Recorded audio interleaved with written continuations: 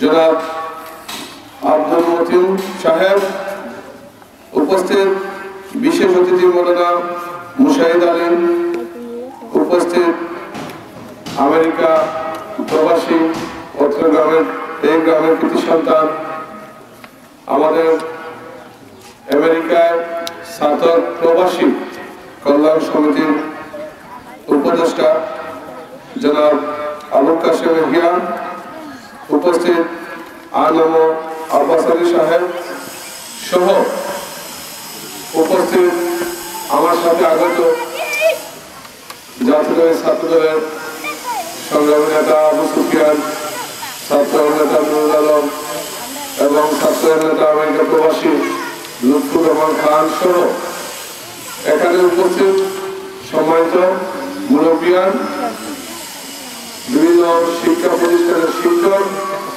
এবং চট্টগ্রামের যুবক এবং ছাত্রছাত্রী ভাইয়েরা, আসসালামু আলাইকুম। আমি আমার বক্তব্যের শুরুতেই আপনাদের সকলকে আন্তরিক শুভেচ্ছা, প্রাণঢাল অভিনন্দন জানাচ্ছি এবং বিশেষ করে 22শে জানুয়ারি উপজেলা নির্বাচন অনুষ্ঠিত হয়েছে।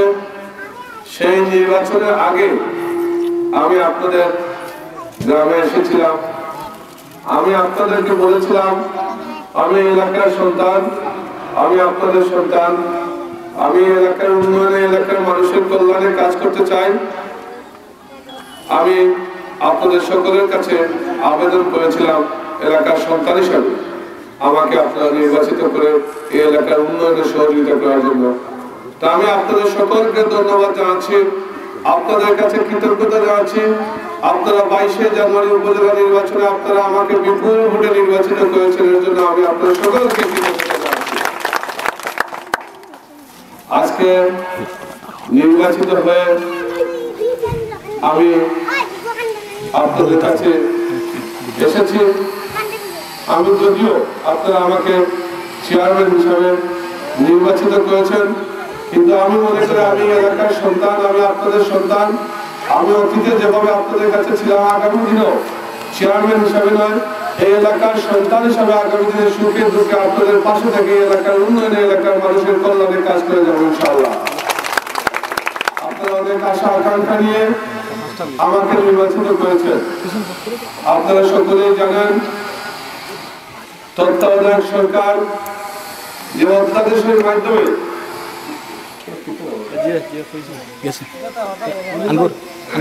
তত্ত্বাবধায়ক সরকার যে অধ্যাদেশের মাধ্যমে উপজেলা নির্বাচন করেছিল, সেই অধ্যাদেশে উপজেলা পরিষদ উন্নয়ন কার্যক্রম পরিচালনার জন্য সর্বক্ষমতার অধিকারী ছিল।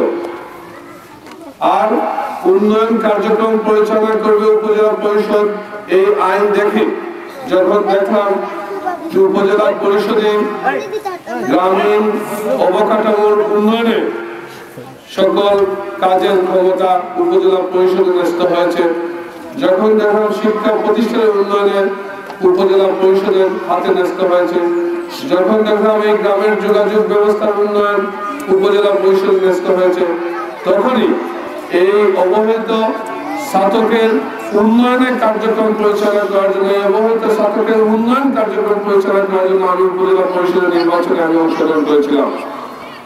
কিন্তু আজকে অত্যন্ত দুঃখজনক হলেও সত্য, বর্তমান সরকার ক্ষমতায় আসার পর এই স্থানীয় সরকার শক্তিশালী করার বদলে স্থানীয় সরকারকে একটি দুর্বল প্রতিষ্ঠানে রূপান্তরিত করেছে।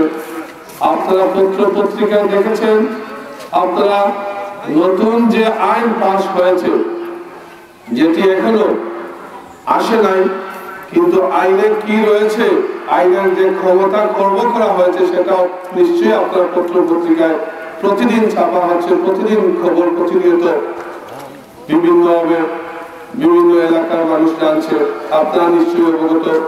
আজকে যে আইন করা হয়েছে, সেই আইনে তত্ত্বাবধায়ক সরকারের আইনের সাথে অত্যন্ত পার্থক্য রয়েছে। আজকে এই আইনের মাধ্যমে উপজেলা পরিষদকে একটি দুর্বল প্রতিষ্ঠানে রূপান্তরিত করা হয়েছে। আগে উপজেলা পরিষদ সকল উন্নয়ন কার্যক্রম পরিচালনা করবে, সেটি আইন ছিল। আর এখন উন্নয়ন কার্যক্রম পরিচালনা করবে মাননীয় সংসদ সদস্য। উপজেলা পরিষদ সেটি শুধু মনিটরিং করবে, সেটি যাতে বাস্তবায়ন হয় সেই কার্যক্রম গ্রহণ করবে। আর প্রজেক্ট তৈরি করবে সংসদ সদস্য। আজকে সেই আইনে, যে আইন পাস হয়েছে, সেই আইনে সংসদ সদস্যকে উপদেষ্টা রাখা হয়েছে এবং সংসদ সদস্যের পরামর্শ বাধ্যতামূলক রাখা হয়েছে। সংসদ সদস্যের পরামর্শ ছাড়া আমরা কেন্দ্রীয় সরকারের সাথে যোগাযোগ করতে পারবো না। সংসদ সদস্যের সুপারিশ ছাড়া আমরা কোন প্রজেক্ট তৈরি করে সরকারের সাথে আমরা সেটা বাস্তবায়নের জন্য সুপারিশ করতে পারবো না। এই হচ্ছে আইন। এই আইনের কারণে আজকে আমি মনে করি স্থানীয় সরকার অত্যন্ত দুর্বল হয়েছে। যে আশা আকাঙ্ক্ষা নিয়ে আমি উপজেলা নির্বাচন করেছিলাম এবং আপনারা যে আশা আকাঙ্ক্ষা নিয়ে আমাকে উপজেলা পরিষদ চেয়ারম্যান নির্বাচিত করেছেন, আজকে নির্বাচিত হয়ে সেই আশা আকাঙ্ক্ষা বাস্তবায়ন করতে পারবো কিনা আমি নিজেই সন্দিহান। কারণ এখন ক্ষমতায় এত খর্ব করেছে, স্থানীয় সরকারকে একটু দুর্বল, আগে ছিল স্বাধীন এবং শক্তিশালী একটি কাঠামো স্থানীয় সরকার, এখন একটি দুর্বল পরাধীন একটি কাঠামো হচ্ছে স্থানীয় সরকার উপজেলা পরিষদ। তো যাই হোক, আমি তারপরও আমি আপনাদেরকে বলবো, আমি যেহেতু এই এলাকার সন্তান, আপনাদের সন্তান, আমি চাই এই অবহেলিত এলাকার উন্নয়নের কাজ করতে, এলাকার মানুষের কল্যাণের কাজ করতে। এই এলাকার যেসব সমস্যা, এটা আমি মনে করি আমার সমস্যা, এটা মনে করি আমার দাবি দেওয়া। এই এলাকার সমস্যা, এই এলাকার দাবি দেওয়া বাস্তবায়নে আমি আন্তরিক। ইনশাআল্লাহ আগামী দিনে আপনাদের সহযোগিতা নিয়ে এই আপনাদের যে ন্যায্য দাবি, আপনাদের এলাকার যে রাস্তা, যোগাযোগ ব্যবস্থার উন্নয়নে, এই রাস্তার সংস্কার করে এই রাস্তার উন্নয়নে কিছু করা, এটা আপনাদের দাবি। তা আমি আপনাদেরকে বলতে চাই, এটা আমারও দাবি। আজকে আমি আপনাদের কাছে বলছি, আমার ক্ষমতা এক সীমিত।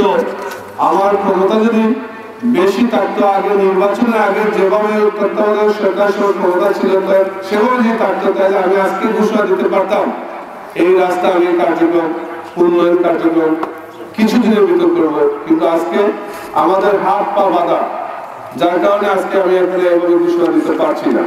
কারণ সেই আইনে সংসদ সদস্যের ছাড়া আমি কিছু করতে পারবো না। আজকে আমি আপনাদেরকে অনুরোধ করব, এই রাস্তা, এটা আমার দাবি, এই রাস্তার পাকাকরণ হোক, এই রাস্তার যোগাযোগ, রাস্তার উন্নয়নের মাধ্যমে এই রাস্তার যোগাযোগ, এই এলাকার যোগাযোগ ব্যবস্থার উন্নয়ন সাধন হোক, এটা আমার দাবি। আমি আপনাদের সকলকে অনুরোধ করব, এই এলাকার যোগাযোগ ব্যবস্থার উন্নয়নের জন্য, এই রাস্তার পাকাকরণের জন্য আপনারা আমাদের সংসদ সদস্যকে এই দাবিটা উত্থাপন করবেন। সংসদ সদস্য যদি এই এলাকার যোগাযোগ ব্যবস্থার উন্নয়নে আন্তরিক না হন,